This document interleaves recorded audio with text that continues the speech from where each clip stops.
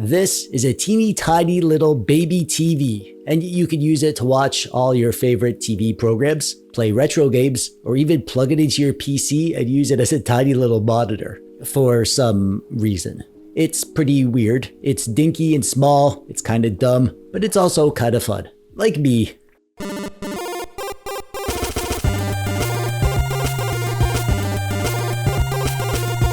Hey there, how you doing? I'm TechDweeb, welcome. Thanks for clicking on the video today. Yeah, so this is the TJ800 3.5-inch Android TV. It's not like a device for your TV. It is a TV, like an actual little TV, apparently. And it's a doozy. No, seriously, it's literally a doozy. That's the name of the company. I've seen this thing making the rounds. I kept seeing it pop up on my suggested crap that I should waste my money on like Amazon and AliExpress. I was going to buy it at one point because I thought it was kind of neat, but I never did. And then out of nowhere, GoGameGeek contacts me and asks me if I want one to review. So I said, frickin' heck yeah, I do. Except that I didn't actually say frickin' or heck. But I should have, and it's one of my biggest regrets in life. But we're not here to talk about my many regrets. We're here to unbox and check out a doozy of a tiny little TV. So let's do that.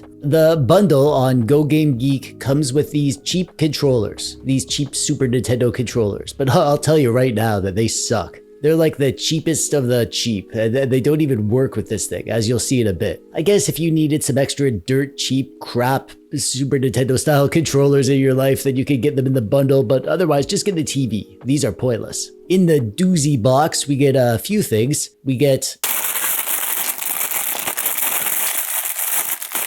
a charging adapter, a 9-volt 2-amp charging adapter, and an Android controller. But I'm warning you right now that the Android on here is not even worth trying to bother with. So just don't expect to use this stuff. And we get our word paper, the Chinese word paper and the English word paper. And then the mini TV itself, it comes well packaged, so at least it's not going to get demolished by the mailman as he throws it from his van onto your front porch paperboy style. And here it is in the flesh, the plasticky flesh. I was surprised to see that it's actually more orange than red, which is freaking awesome. You guys know how aroused I get by the sight of orange. The screen is, it's tiny. It's a 3.5-inch screen, so it's about the same size as this screen on a retro handheld like the RG353PS. But you don't hold this in your hand, it sits on the desk, so it feels extra small since it's kind of far away from you. Around back, we have a couple USB-A holes, a micro SD card hole, and an HDMI hole, which we can use for video input, like it says in the word paper.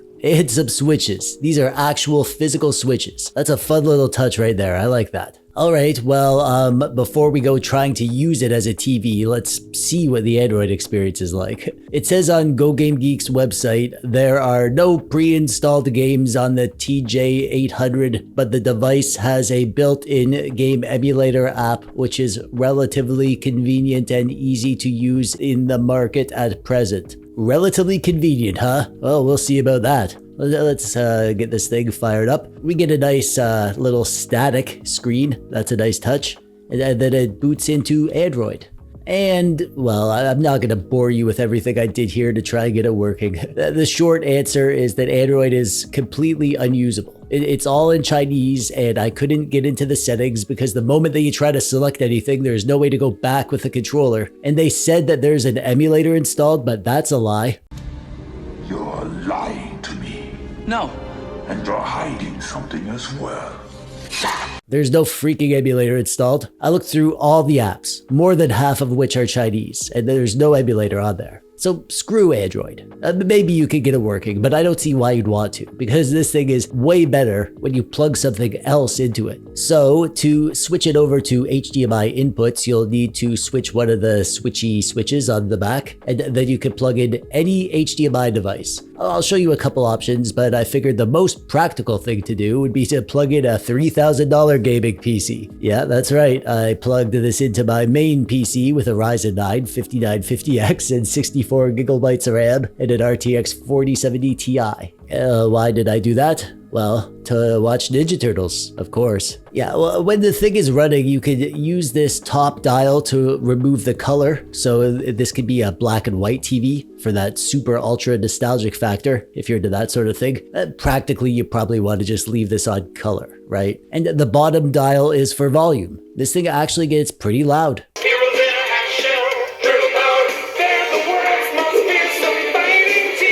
I was surprised. The speaker is actually sort of good. That's a nice surprise there. And, well, yeah, you can watch stuff on it. You can watch your favorite cartoons. It's good for that. It feels nice and nostalgic. But what I really wanted to do was some ridiculous gaming. We'll do some retro gaming in a bit. I think that's the obvious practical use for something like this. But I wanted to start with some over-the-top stuff. Stuff that was never meant to be played on a tiny retro CRT TV. We'll play some PC games first, I think. Actually, before that, can I just say, using this thing as an actual monitor for your Windows PC is freaking stupid, man. Keep in mind, this is a 3.5-inch screen, 640 by 480. And even for me, this was super annoying. One problem is that because of the rounded edges of the screen, it cuts off a good chunk of pixels in the corners of the screen. And then Windows 11 itself was not made to be even remotely usable on a 3.5-inch, 640 by 480 display. And it's also just so small that lots of stuff is either difficult to read or straight up impossible. Like the settings in Doom Eternal here. I was trying to adjust the gamma, and the words on the screen were literally unreadable. I just had to take some guesses until I found what I was looking for. But it was worth it. Here's some Doom Eternal, played with a mouse and keyboard on a tiny 3.5-inch TV. Oh man, I am either a genius or a fool. Probably both, to be honest. Although a lot more of one than the other. I was actually giggling to myself while I was doing this. It's totally stupid. This TV is so small, it's completely impractical to game on it like this. But you know, the first time you play a game on this little TV, the novelty factor hits you hard. I had a great time, as dumb as that sounds. And giving credit where credit's due, you probably can't tell from the video, but the quality of the display is really good. The camera doesn't do it justice, but it's bright and clear and colorful, and the response time felt fine. I didn't notice any input lag or latency. It felt fast and snappy. Minecraft was a little tricky. The game itself was fine. You know, Minecraft it's a bit of a simpler game, and it was easy to play on a small screen until you opened the inventory.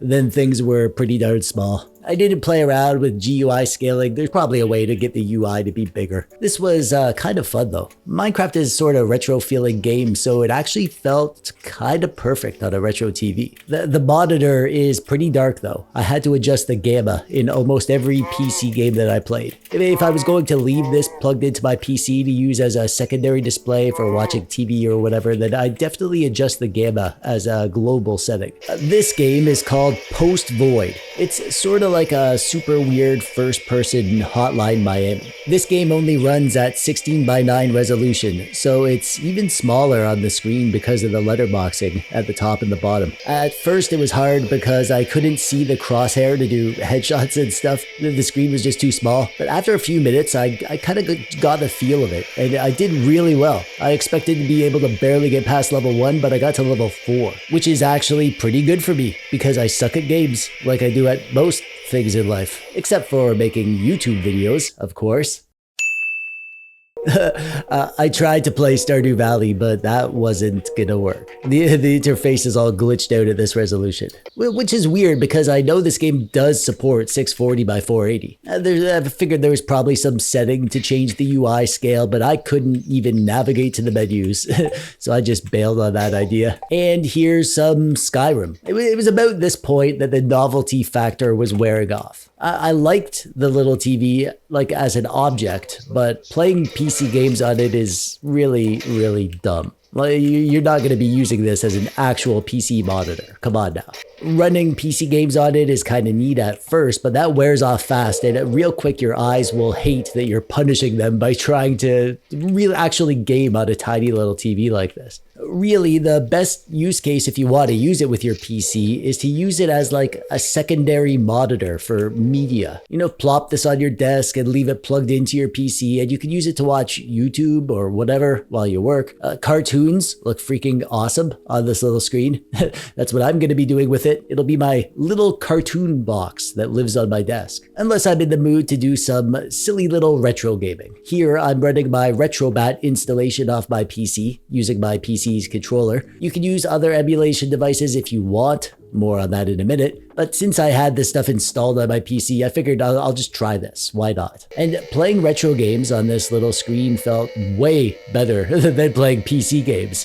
For one thing, the vast majority of retro games ran at a 3:4 ratio, and a ton of them ran at 640 by 480. So these retro games mostly scale perfectly on this screen. It's the same way that they do on retro handhelds with a 3.5-inch 640 by 480 screen. They just fit great. And another thing is that retro games aren't made for super high resolutions, so the text is actually readable on a display like this. Especially the older systems like NES and Game Boy, the text was generally nice and big on those systems. And even in text-heavy games like RPGs, you shouldn't have a problem reading the text on this screen at a comfortable distance. And finally, the reason that I love retro games on this thing is because it looks like a freaking retro TV, obviously. You guys know that I love my retro things to look like retro things. I love the Super Console X series because they look like old Nintendos. I like my retro emulation devices to look like Game Boys. I love the aesthetics of retro nostalgia. So even if this TV didn't freaking work, I'd still love having it on my desk because it really does look like a little mini TV from the 80s. Oh, and I wanted to mention that if you wanted to use this as a dedicated emulation device, then it probably just makes sense to plug in a retro console. Yeah, I've reviewed a ton of these cheap retro emulation consoles on the channel, but the last one I reviewed was this, the Powkiddy Y6 Game Stick. This thing can play up to PS1, Nintendo 64, and Dreamcast, and it's really freaking cheap. So if you want to grab one of these along with this little TV, you can have yourself a dedicated little emulation console with wireless controllers, good performance, and everything's all set up and ready to go. No messing around with any settings or anything needed. I will include a link to this game stick in the description below as well. And real quick, I just need to mention one downside, one negative thing. When you have something HDMI plugged in, and when the screen is off, it makes this quiet little chirping noise.